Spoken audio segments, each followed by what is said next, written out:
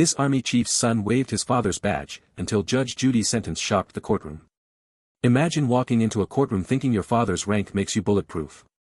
You stride through those double doors with the confidence of someone who's never heard the word no, someone who believes that stars on a uniform shine bright enough to blind justice itself. In 10 minutes, you'll learn that privilege doesn't translate, that borrowed authority crumbles under the weight of real accountability, and that some judges don't care if your father commands 50,000 soldiers or 50 million. This is the story of Derek Hartwell, 22 years old, son of a 4-star general, and the moment his world came crashing down in the most public way imaginable. The date is Thursday, March 16th. The location is Providence Municipal Courthouse, courtroom number 3. The time is 9:45 in the morning. The bailiff's voice cuts through the quiet murmur of the gallery. The state of Rhode Island versus Derek James Hartwell. The doors open, and in walks a young man who looks like he's dressed for a photo shoot rather than a court appearance. He's wearing a military surplus jacket, the kind with patches and insignias that he absolutely did not earn. Hanging around his neck are dog tags, vintage, worn, his father's from decades ago, treated like designer jewelry. His boots are $400 Oakley tactical models, polished to a mirror shine. He walks with the kind of swagger that announces to everyone in the room that he's different, that he's special, that the rules bending around normal people somehow curve around him entirely. Judge Judy Files sits at the bench, her reading glasses perched on her nose, reviewing a file that's thicker than it should be for someone so young. She looks up as Derek approaches the defendant's table, and her expression is neutral, patient, the calm before a storm that Derek Hartwell has no idea is coming. "Good morning, Mr. Hartwell," she says, her voice steady and professional. Derek doesn't stand straighter. He doesn't remove the sunglasses he's still wearing indoors. He glances up briefly and responds with a casual "yeah, not your honor, not ma'am, just yeah," like he's acknowledging someone who asked him the time on a street corner. Judge Judy notices immediately. Her eyes narrow slightly, but she doesn't react yet. She's a veteran of entitled defendants, and she knows that patience is a weapon sharper than any gavel strike. The bailiff reads the charges, and the list is longer than Derek expected. Reckless driving, 85 miles per hour in a 40-mile-per-hour zone near the gates of Fort Bragg. Fleeing a military police checkpoint without stopping for authorized personnel. Threatening a federal officer with career retaliation and abuse of authority. Unauthorized display of military credentials belonging to another individual. Attempting to impersonate an active duty officer to evade lawful detention. The charges hang in the air, each one a brick in a wall that's closing in on Derek faster than he realizes. He shifts his weight from one expensive boot to the other, arms crossed over his chest, projecting boredom. He's still wearing the sunglasses. Judge Judy sets down the file and folds her hands. "Mr. Hartwell, do you understand the charges that have been read against you?" Derek shrugs, a lazy roll of his shoulders. "Yeah, I get it. This is all blown way out of proportion. I was late for a meeting, and some overzealous MP decided to make an example out of me." Judge Judy's gaze doesn't waver. "Mr. Hartwell, remove your sunglasses when you're addressing this court." Derek sighs like he's being asked to do something incredibly unreasonable, but he slowly pulls the sunglasses off and hangs them from the collar of his jacket. His eyes are sharp, calculating, the eyes of someone who's spent his entire life figuring out how to get what he wants. "This is ridiculous," he mutters, just loud enough for the microphone to catch. "I shouldn't even be here." Judge Judy leans forward slightly. "But you are here, Mr. Hartwell. And unless you want me to add contempt of court to your growing list of charges, I suggest you adjust your attitude and show this proceeding the respect it deserves." Derek's jaw tightens, but he doesn't respond. He's smart enough to recognize danger when it's staring him in the face, even if he doesn't fully respect it. Judge Judy opens the file again and begins reading aloud. "Mr. Hartwell, this isn't your first interaction with law enforcement on or near military installations. I see here that you received a written warning 8 months ago for parking in a reserved space at Fort Carson and refusing to move your vehicle until base security was called. You told the officer, and I quote, 'My father is General Hartwell, which means this spot is now mine.' Is that accurate?" Derek shifts uncomfortably. "That was a misunderstanding. They didn't have the spot clearly marked." Judge Judy flips another page. "And 3 months ago, you were escorted off the campus of West Point after attempting to use your father's credentials to gain access to a restricted officers event you weren't invited to. You told the security personnel that your family status entitled you to be anywhere your father's rank allowed. Correct?" Derek's confident facade cracks just slightly. "Look, Your Honor, I think you're missing the bigger picture here. My father has spent 35 years serving this country. He's sacrificed everything for the military. That means something. It should mean something. Judge Judy closes the file with a sharp snap that echoes through the courtroom. Mr. Hartwell, your father's service means everything to the people who serve under him, to the country he protects, and to the values he represents. But what it doesn't mean is that you get to coast through life on his achievements, using his rank as a free pass to do whatever you want. Derek's face hardens. With respect, Your Honor, you don't understand how the military works. There are hierarchies, structures, unspoken rules about respect and recognition. Judge Judy's voice cuts through his excuse like a blade through paper. I understand perfectly, Mr. Hartwell. What you're describing isn't respect, it's nepotism, it's corruption, and it ends right here, right now, in my courtroom. Judge Judy gestures to the prosecution table, and the assistant district attorney stands, holding a tablet and a folder thick with documents. Your Honor, we have body camera footage from the incident in question, recorded by Military Police Sergeant Elena Vasquez on the night of March 8 at approximately 11:30 p.m. We request permission to play this footage for the court. Judge Judy nods. Permission granted. Let's see exactly what happened that night. The courtroom lights dim slightly as a large monitor flickers to life. The timestamp in the corner reads March 8, 11:27 p.m. The camera shows a dark road just outside the main gates of Fort Bragg, streetlights casting long shadows across the pavement. In the distance, a black sports car weaves erratically through light traffic, engine roaring loud enough to be picked up on the audio feed. The patrol car's dashboard camera captures the chase as Sergeant Vasquez activates her lights and sirens. The sports car doesn't slow down. Instead, it accelerates, blowing through a stop sign near the base perimeter where military families live, where children ride bikes during the day, where soldiers walk home after long shifts. The car finally screeches to a stop in a poorly lit parking area near a row of closed shops. The body camera footage switches to Sergeant Vasquez's perspective as she approaches the vehicle, her hand resting near her sidearm, her voice calm and professional despite the adrenaline of the chase. License, registration, and military ID please, she says through the driver's side window. Derek's face appears on screen, illuminated by her flashlight, and his expression is one of pure annoyance rather than concern. Military ID. He scoffs. I'm not military. I'm family. That's better. Sergeant Vasquez maintains her composure. Sir, you were traveling 85 miles per hour in a 40-mile-per-hour zone. This area is residential. There are children who live here. Derek leans back in his seat, his voice dripping with condescension. Children should learn to stay indoors after dark. I had the right of way. The courtroom gasps audibly. Even Derek's lawyer closes his eyes and pinches the bridge of his nose. Judge Judy's expression remains neutral, but her knuckles are white as she grips her pen. On screen, Sergeant Vasquez continues. Sir, the right of way doesn't include reckless driving and evading a military police checkpoint. I'm going to need you to step out of the vehicle. Derek doesn't move. Instead, he reaches into his jacket and pulls out a leather credential case. He flips it open, holding it up to the camera so the badge and identification card are clearly visible. See this? General Marcus Hartwell. Chief of Staff. Your commanding officer's commanding officer's commanding officer. You really want to write me up, Sergeant? The way he says her rank makes it sound like an insult, like he's reminding her of how far below him she stands in some imaginary hierarchy that exists only in his mind. Sergeant Vasquez's voice remains steady, but there's an edge to it now. Sir, those credentials don't belong to you. That's my father's badge, which means it's my badge.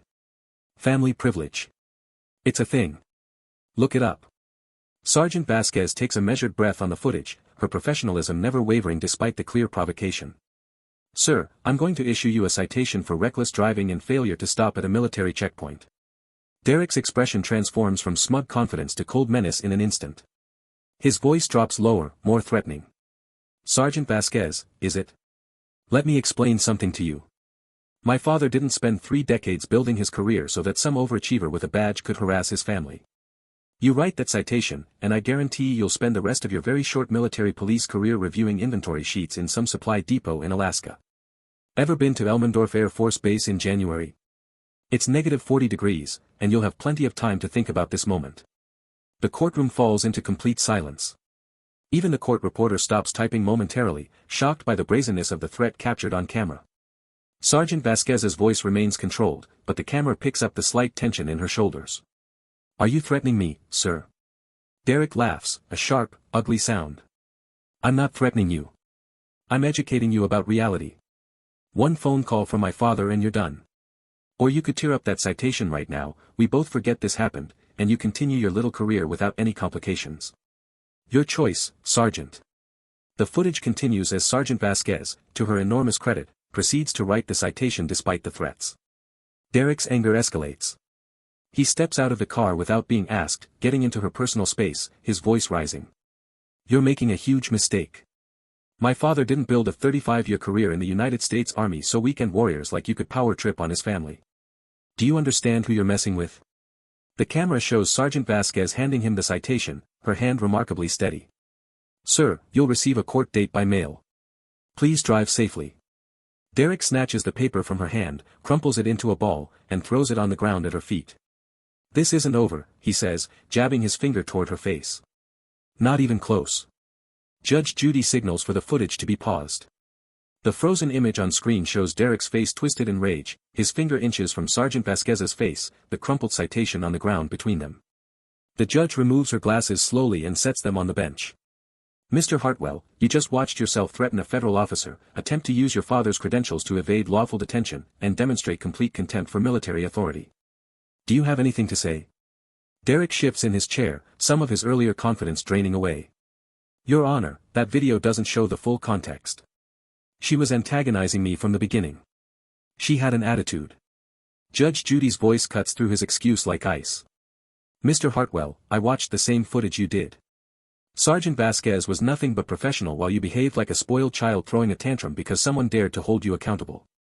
Judge Judy turns to the prosecution table. I'd like to hear from Sergeant Vasquez directly. Is she available to testify? The prosecutor nods and calls her name. The courtroom doors open, and Sergeant Elena Vasquez enters in her dress uniform, her posture straight, her face composed but showing the emotional weight of the past weeks. She takes the witness stand, raises her right hand, and swears to tell the truth. Judge Judy's expression softens slightly, a rare moment of visible empathy. Sergeant Vasquez, thank you for being here today. Can you tell the court about your career in the military police? Sergeant Vasquez speaks clearly, her voice strong despite the difficulty of the situation. Your Honor, I've served 12 years in the military police. I've completed 3 deployments overseas, received 2 commendations for exemplary service, and maintained a spotless disciplinary record. I'm a single mother of 2 children who live with me on base. My job is to keep our military community safe, to enforce the rules that protect everyone equally, regardless of rank or family connections. That night on March 8, I was simply doing my job. Judge Judy nods encouragingly. What happened after you issued the citation? Sergeant Vasquez's composure cracked slightly, her voice tightening with emotion. Within 24 hours, I was called into my commanding officer's office. There were questions about my conduct, my judgment during the traffic stop, whether I had been unnecessarily aggressive or shown bias. I felt like I was being investigated for doing exactly what I was trained to do. For 3 weeks, I didn't know if my career was over because I had dared to hold someone accountable. Judge Judy's jaw tightens. Did you ever consider tearing up that citation to avoid the harassment? Sergeant Vasquez meets her eyes directly. Not for 1 second, Your Honor. Because if I had, what would that teach my children? What would it teach every service member who saw me back down? That rules only apply to some people. That threats work if they come from the right family. I took an oath to uphold the law, and that oath doesn't have exceptions for inconvenient situations. The courtroom erupts in scattered applause before the bailiff calls for order. Derek slouches lower in his chair, his earlier arrogance completely evaporated. Judge Judy thanks Sergeant Vasquez and allows her to step down, but before she can return to her seat, the courtroom doors open again. A man enters in full dress uniform, his chest covered in medals and ribbons that represent decades of service and sacrifice. The 4 stars on his shoulders catch the light, and the entire courtroom instinctively rises to attention. General Marcus Hartwell walks down the center aisle, his face a mask of controlled emotion, and Derek's face drains of all color. Dad, he whispers, barely audible. General Hartwell doesn't look at his son. He approaches the bench and addresses Judge Judy with crisp military precision. Your Honor, I apologize for the interruption. I'm General Marcus Hartwell, United States Army Chief of Staff, and I'm here regarding the case against my son. Judge Judy gestures to a seat in the front row. General, you're welcome to observe, but I won't discuss the case outside the record. General Hartwell remains standing. I understand, Your Honor. I'm not here to interfere or request leniency. I'm here to ensure my son receives no special treatment whatsoever because of my position. In fact, I'm here to state publicly that his actions are a disgrace to everything I've spent my career building. He turned to face Derek for the first time, his voice cold and measured. Stand up. Derek slowly rises, his legs visibly shaking. You will address me as General Hartwell. You haven't earned the right to call me Dad right now. What you did doesn't just reflect on you, it reflects on every soldier who's ever worn this uniform, on every military family that lives by the values of honor and integrity. General Hartwell's words hang in the air like smoke from a battlefield. Derek stands frozen, his face pale, his earlier bravado completely shattered. The general continues, his voice carrying the authority of 3 decades of command. Your Honor, I want to be absolutely clear. My son will receive no financial assistance from me for any fines imposed by this court. He will have no access to family resources, no safety net, no bailout. He's 22 years old, legally an adult, and he will face these consequences as an adult. Furthermore, I want to personally apologize to Sergeant Vasquez. He turns to face her, and she stands immediately, coming to attention. Sergeant, you did your duty with honor and professionalism. My son's attempt to weaponize my rank against you is an insult to everything the uniform represents. Thank you for your service, and I'm sorry you had to endure the aftermath of his actions. Sergeant Vasquez salutes, tears visible in her eyes but her voice steady. No apology necessary, sir. I was doing my job. General Hartwell returns the salute, then takes his seat in the front row, his back ramrod straight, his eyes forward. He doesn't look at Derek again. Judge Judy waits for the moment to settle, then turns her attention back to the defendant. Mr. Hartwell, sit down. Derek collapses into his chair like a puppet with cut strings. Judge Judy picks up her pen and begins writing, the scratch of ink on paper the only sound in the courtroom. After what feels like an eternity, she sets the pen down and looks directly at Derek. Mr. Hartwell, I've been on this bench for many years. I've seen entitled defendants before, people who think money or connections put them above the law. But your case is particularly troubling because you didn't just break traffic laws, you attempted to corrupt the entire system of military justice. You used your father's rank as a weapon against someone who was simply doing her job. You threatened a decorated service member's career because she refused to give you special treatment. And based on your testimony and attitude today, you still don't fully understand why that's wrong. Derek opens his mouth to speak, but Judge Judy raises her hand. I'm not finished. Your father spent 35 years earning his rank through sacrifice, leadership, and dedication to protecting this country. You spent 30 seconds trying to use it as a get-out-of-jail-free card. That ends today. Judge Judy picks up her prepared sentencing document. For the charge of reckless driving at nearly twice the speed limit in a residential area near a military installation, I'm fining you $10,000. For threatening and attempting to intimidate a federal officer in the lawful performance of her duties, an additional $15,000. For unauthorized use and display of military credentials not issued to you, $2,500. Total financial penalty, $27,500, to be paid from your personal employment income only. Your bank statements will be reviewed by this court. Any deposit from family members will void this arrangement, and I will impose the maximum jail sentence allowed by law. Do you understand? Derek nods weakly, unable to speak. Furthermore, your driving privileges are suspended for 3 full years. No hardship exemptions, no work permits, no special circumstances. You'll use public transportation like millions of Americans do every single day. Additionally, you are sentenced to 150 hours of community service, to be served at the Fort Bragg Military Police Station under the direct supervision of Sergeant Elena Vasquez. You will report every Saturday and Sunday morning at 6 a.m. for 8-hour shifts. You'll clean vehicles, organize equipment, and assist with traffic safety education programs. You will learn what it means to serve rather than to be served. Derek's voice cracks as he tries to protest. Your Honor, please, working under her supervision, she hates me. Judge Judy's response is swift and sharp. Sergeant Vasquez doesn't hate you, Mr. Hartwell. She doesn't know you well enough to hate you. But by the time you complete your sentence, she'll know exactly what kind of man you choose to become. That's up to you. But there's more. You will also complete a speaking tour at 10 military academies, ROTC programs, and high schools with military families. You'll present on the topic of privilege, accountability, and what happens when someone mistakes inherited status for personal character. Your presentations will include the body camera footage we watched today. No scripts, no polish, just honest accountability. Judge Judy leans forward, her final words measured and deliberate. Mr. Hartwell, you walked into this courtroom thinking your father's stars made you untouchable. You're leaving with a suspended license, $27,000 in fines, 150 hours of service under the woman you tried to destroy, and the knowledge that your father, the man whose rank you exploited, is ashamed of you. Justice doesn't salute, Mr. Hartwell. It doesn't care about your last name or your connections. It only cares about your actions. The gavel comes down with a sharp crack that echoes through the silent courtroom. Case closed. Derek is led out by the bailiff, his head down, his expensive boots shuffling against the floor. General Hartwell doesn't turn to watch him go. Sergeant Vasquez stands tall, vindicated.